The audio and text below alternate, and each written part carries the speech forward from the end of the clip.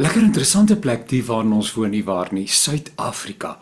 En daar is elke dag soveel om oor te gesels. Sommige dinge ontstel, ander maak opgewonde.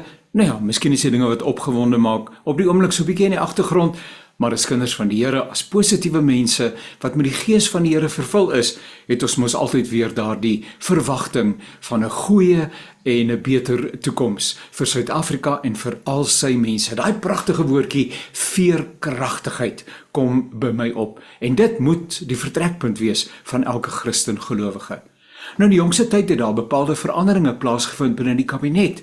En ons gaan 'n bietjie daaroor gesels en watter impak dit maak op die Suid-Afrikaanse politieke en natuurlik sosio-maatskaplike toneel. Nie waar nie. Ons dink byvoorbeeld aan die nuwe minister van landbou ensovoorts ensovoorts. Dan is daar ook sekere aanstellings wat gemaak is deur meneer Ramaphosa wat natuurlik ontstel. Ons gaan ietwat daaroor gesels. Meneer Zuma bevind homself in Indië in die onlangse verlede in die teenwoordigheid van die Guptas.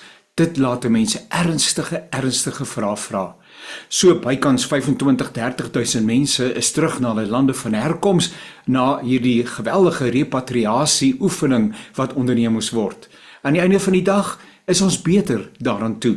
En dit is waarskynlik net 'n ou klein groepie van mense van hulle wat hulle in Suid-Afrika dalk met die beskrywing ongedokumenteerde immigrante bevind. So gaan dit gemoedere tot rus bring, word daar genoeg gedoen van regeringswee of gaan die volgende SARS betogings en protesoptogte dalk plaasvind. So dis hierdie dinge wat 'n ou laat vra oor Suid-Afrika. En dan natuurlik is daar die 4de November, nou dit is natuurlik die plaaslike verkiesings, en 'n ou wonder of die partye wat deel is van die regering vir nasionale eenheid, ook ander rolspelers, inderdaad geposisioneer is om van hierdie geleentheid gebruik te maak, om, wie weet, 'n verandering in die politieke omgewing van Suid-Afrika teweeg te bring, of sal binnengevegte, soos wat so dikwels maar gebeur, ook nog maar weer die kanse en die geleentheid eenvoudig net laat verbygaan.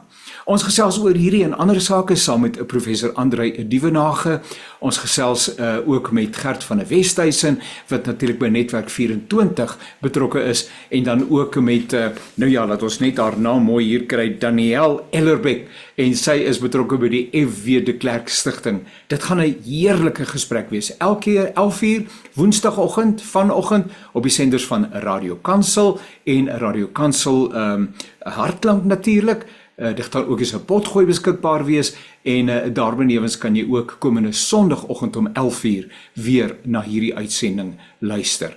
Seënmense vir jou, mag jy 'n wonderlike dag hê in sonnige, koue Suid-Afrika.